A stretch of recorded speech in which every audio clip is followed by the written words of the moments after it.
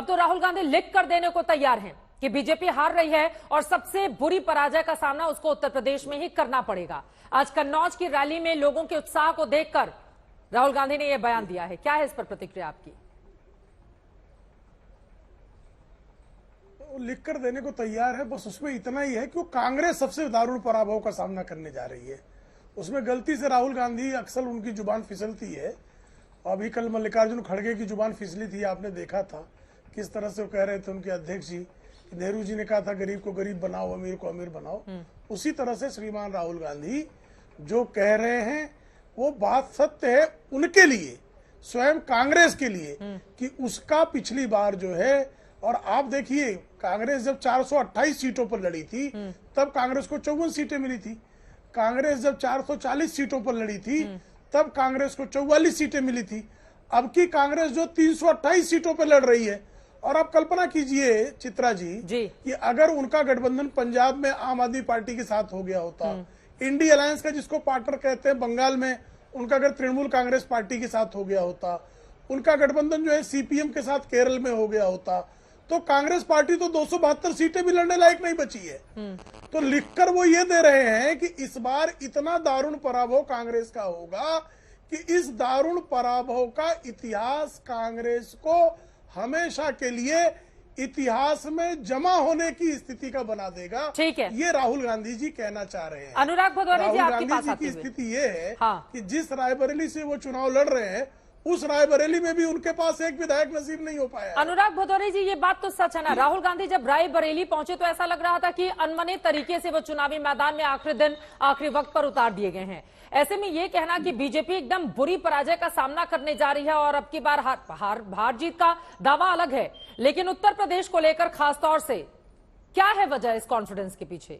अनुराग भदौरे, देखिए, अगर भारतीय जनता पार्टी की तो दरअसल में सत्ता फिसल रही है और भारतीय जनता पार्टी हार नहीं रही होती तो वो क्यों मुद्दे उठाती मंगलसूत्र का, क्यों यहाँ पे ले आती पाकिस्तान का मुद्दा, क्यों उनको मछली और मीट याद आने लगा?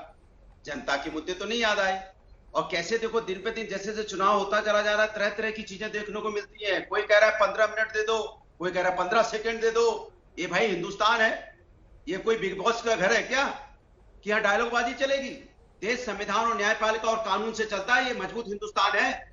ये एकमात्र सांसद बनने के लिए, एक लोकसभा का चुनाव जीतने के लिए कोई 15 मिनट कहता है, कोई 15 सेकंड कहता है, और देश ऐसे चुपचाप बैठा देखता रहेगा क्या?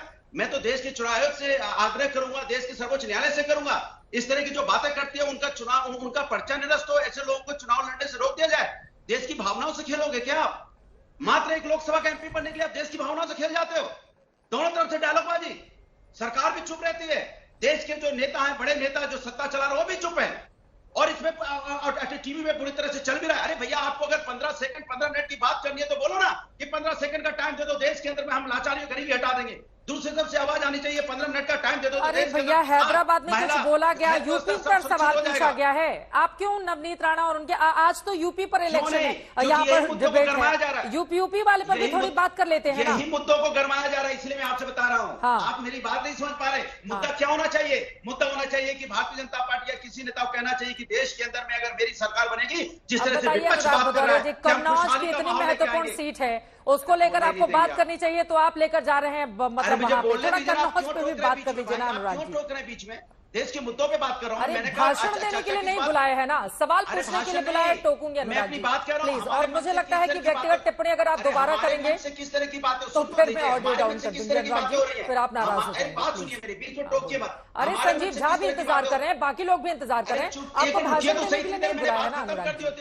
अगर बीजेपी को नहीं बचा रही होती तो इतने देर में मैंने बात खत्म कर दी होती। अनुराग जी, मुझे लगता है ना इस तरह की व्यक्तिगत टिप्पणी से आपको बचना चाहिए। संजीव झा जी, सीधे आपके पास आते हुए, आम आदमी पार्टी के मुखिया अरविंद केजरीवाल बाहर आ रहे हैं, राहत की बात है आप लोगों के लिए? हो गया आपका? व्यक्तिगत टिप्पणी अनुराग जी नहीं, मुद्दों पे बात करेंगे, बोलने दूंगी, मेरे ऊपर टिप्पणी करेंगे, मैं यहाँ पर नहीं बैठी हूँ आपको इस तरह की टिप्पणी बर्दाश्त करने के लिए। संजीव झा जी को बोलने दीजिए प्लीज। देखिए चित्रा जी, मुझे लगता है कि देखिए चित्रा जी, मुझे लगता है कि आज का जो ये फैसला आया, ये फैसले के इंतजार ना केवल हम लोग बल्कि देश की हर वो जनता कर रही थी जो ये जानती इस देश में तानाशाही फैल रहा है, तानाशाही आ रहा है। मुझे लगता है कि आज का ये फैसला आज ना केवल हमारे कार्यकर्ता बल्कि पूरे देश में तमाम लोग जो इस देश से तानाशाही का अंत करना चाहते हैं उसमें एक दुगुनी ऊर्जा लेकर आया। और आज के दिन में माननीय न्यायालय सुप्रीम कोर्ट को मैं धन्यवाद भी करता हूं कि जब जब न्याय की उम्मीद अपेक्स कोर्ट से होती है वहां से न्याय मिलती है। तो आज संविधान का एक कम से कम अंग जो ईमानदारी से काम कर रहा है वो सुप्रीम कोर्ट है, वो न्यायपालिका है। तो मैं न्यायपालिका को धन्यवाद करता हूं। देखिए ना, लेकिन इस ऑर्डर में दो बड़ी बात आज माननीय जस्टिस ने का जो लगातार हम कह रहे थे, और मुझे लगता है एक तरह से ये बात तय हो गया कि अरेस्ट पॉलिटिकल अरेस्ट है। हम यही तो कह रहे थे और सुप्रीम कोर्ट के जस्टिस ने भी पूछा कि ये अगर मान लीजिए कोई किसी तरह से इनकी अगर सहभागिता है तो 1.5 साल क्यों लगा लिया अरेस्ट में, चुनाव से पहले क्यों आपने अरेस्ट कर लिया। दूसरी बात उन्होंने कहा जो बहुत गंभीर बात है कि अगर मान लीजिए कि आप चुनाव के समय में अगर लेवल प्लेइंग फील्ड नहीं रहने देंगे तो फिर डेमोक्रेसी में चुनाव कैसे होगा। आप हर वो आवाज को बंद करके जेल में डाल रहे हैं जिस आवाज से आपको डर लगता है, जिसकी पहुंच जनता तक है, तो आप उसको जेल में बंद कर रहे हो। तो इसीलिए सुप्रीम कोर्ट ने माना कि लेवल प्लेइंग फील्ड होना चाहिए। ये हम लगातार कह रहे थे कि नरेंद्र मोदी जी की तानाशाही इस तरह की हो गई है कि हर वो व्यक्ति जो जिसकी बात जनता सुनता है, जनता मानता है, उसको आप जेल में बंद कर रहे हो।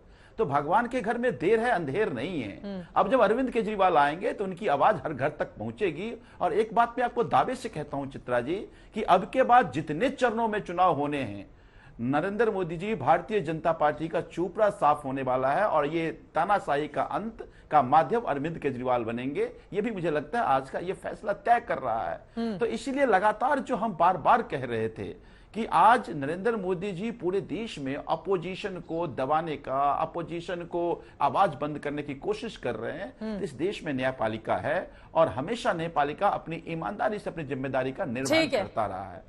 तो इसीलिए मैं ये मानता हूं कि अरविंद केजरीवाल जब बाहर आएंगे तो उनकी आवाज हर घर तक जाएगी। ठीक है, मुझे लग रहा है प्रेम शुक्ला जी इस पर आप जवाब दे दीजिए। इस देश की तानाशाही से परेशान है। ठीक है, प्रेम शुक्ला जी। जी जी जी देखिए, आज तक सब न्यायपालिका के इतिहास में जो इस तरह का फैसला पहली बार आया है। और ये जो कन्विक्टेड अपराधियों को जो मिलता था, इस तरह की राहत आज दिन तक के इतिहास में सजा याफ्ता अपराधियों को मिलती थी कि आप अपने घर में विवाह के लिए चले जाएं, अपने घर में दाह संस्कार के लिए चले जाएं, अपने घर में, और इसलिए चुनाव प्रचार के लिए के नाम पर दिया गया है ये कन्विक्टेड। अब तो इतना क्लियर हो गया कि श्रीमान अरविंद केजरीवाल के खिलाफ सजा सुनाने भर का मामला सुप्रीम कोर्ट के निगाह में है। देखिए भाई, खीरा चोरी और हीरा चोरी, हमारे यहाँ कहावत है कि खीरा चोरी और हीरा चोरी चोरी ही होती है। खीरा चोर जो है बेचारे वो 4 लाख ट्रायल में है। हीरा चोर जो शीश महल में रह रहा है, वो शीश महल में रहने वाला हीरा चोर इस बात पर खुश है कि मेरी अंतरिम जमानत हो गई। गजब है भाई। जो लोग कल तक जो है ईमानदारी भ्रष्टाचार के विरोध में नारा देते हुए आए थे, आज वो हीरा चोरी में कोई किसी प्रकार की कोई सुप्रीम कोर्ट ने उनको राहत देने वाला एक ऑब्जर्वेशन नहीं दिया है। कहा जाके चुनाव में प्रचार करके चले आना, मुख्यमंत्री कार्यालय मत जाना, कोई फाइल मत छूना, क्योंकि आप जो है भ्रष्टाचारी हैं। आपने दिल्ली को शराब के घोटाले करके शराब में आकंठ डुबाने का दुष्कर्म किया हुआ है। एक हीरा चोर जो है, हीरा चोरों के मन में भी प्रश्न होता है कि अब हीरा चोरी ही करना चाहिए क्या। संविधानवादी भी पूछ रहे हैं कि मान लीजिए एक जो है अमृतपाल सिंह जो है वो असम की जेल में बंद है, वो खालिस्तानी अलगाववादी आतंकवादी है, वो भी चुनाव लड़ रहे हैं। संविधानवादियों का प्रश्न, मेरा प्रश्न नहीं। मैं सर्वोच्च न्यायालय का सम्मान करता हूं, नमन करता हूं और उसका आदर करता हूं, ठीक है। लेकिन संविधानवादियों का प्रश्न है कि आतंकवादियों को भी, छोटे मोटे गिरहकटों को भी इस आधार पर क्या जो है रियायत दी जा सकती है। संजीव झा जी, आप 2 लाइन में जवाब दे दीजिए, उसके बाद मैं फिर से बाकी मेहमानों के पास जाऊंगी। ठीक है, अरविंद केजरीवाल को सजा याफ्ताओं का दर्जा पाया गया है, इसलिए बेचारे बाहर आ रहे हैं, जोश मना और जश्न मना रहे हैं। उस पर बड़ी चिंता ये है चित्रा जी, जो हमें अभी मैं प्रेम शुक्ला जी को सुन रहा था, चिंता क्या, मैं बार बार कह रहा हूं ना ये संविधान को मानने वाले लोग हैं। अगर आज सुप्रीम कोर्ट का फैसला आया तो कैसी टीका टिप्पणी कर रहे हैं आप देखिए। इसका मतलब सुप्रीम कोर्ट के जजमेंट पे ही भरोसा नहीं करने वाले लोग हैं। ये कहते हैं एक ही फैसला नहीं है, अभी जजमेंट इन्होंने नहीं पढ़ा। ऐसे 11 जजमेंट का हवाला सुप्रीम कोर्ट ने दिया है।